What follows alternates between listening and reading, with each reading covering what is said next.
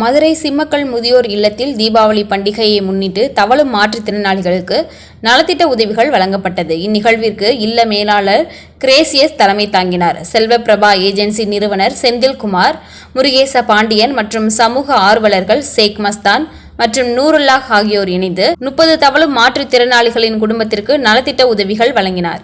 வணக்கம். தீபாவளி பண்டிகையை முன்னிட்டு நம்முடைய முதியோர் சிம்மக்கல் முதியோர் இல்லத்திலிருந்து தவழும் மாற்றுத்திறனாளிக்கானது 20 பேருக்கு இன்னைக்கு அரிசி மூடை வழங்கிட்டு இருக்கோம். இது வழங்க யாரும் பார்த்தோம் நம்முடைய கெமிக்கல் செந்தில்குமார் தான் வழங்கிட்டு இருக்காரு. இந்த நிகழ்ச்சி ஒருங்கிணைச்சு யாரும் பார்த்தோம் நம்முடைய அண்ணன் ஷேக் மஸ்தான் அவர்கள்.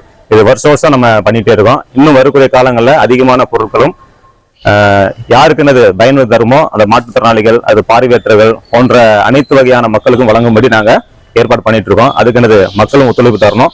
உங்களுடைய ஆதரவு இருந்துச்சு அப்படின்னா நல்லபடியாக இன்னும் பல பேருக்கு நம்ம உதவி செய்ய முடியும். உதவுவோம், ஏற்குவோம். வணக்கம். நாங்க தமிழ்நாடு தவழும் மாற்றுத்திறனாளிகள் கூட்டமைப்பிலிருந்து வந்திருக்கோம்.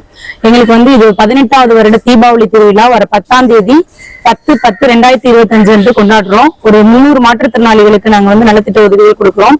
அதுல திரு செந்தில்குமார் தொழிலதிபர் சார் எங்களுக்கு வருடம் மக்களுக்காக உதவி பண்ணிட்டே இருக்காங்க. எங்களுக்கு இந்த வருடம் 180 கிலோ அரிசி எங்களோட தவழும் மாற்றுத்திறனாளிகள் கூட்டமைப்புக்காக கொடுத்திருக்காங்க. அதுக்கு அவங்களுக்கு நாங்க மனமார்ந்த நன்றியை தெரிவிச்சுக்கிறோம். இந்த நிகழ்வு நாங்க வருடம் இந்த முதியோர் ஹோம்ல திரு கிரேஸ் சார் அவங்களோட தலைமையில இங்க நடத்திட்டு இருக்கோம். இந்த வாய்ப்பை எங்களுக்கு ஏற்படுத்தி கொடுத்த திரு மஸ்தான் சார் அவர்களுக்கு எங்கள் மனமார்ந்த நன்றியை தெரிவிச்சுக்கிறோம். மாவட்ட செயலாளர் ராவியத் பேகம் ஒருங்கிணைந்தார். நிகழ்வில் பொதுமக்கள் கலந்து கொண்டு வாழ்த்துக்களை தெரிவித்தனர். தினமுல்லை செய்திகளுக்காக தலைமை செய்தியாளர் சின்னத்தம்பி. செய்திகளை உடனுக்குடன் தெரிந்து கொள்ள தினமுல்லை நியூஸ் தமிழ் சேனலை சப்ஸ்கிரைப் பண்ணுங்க.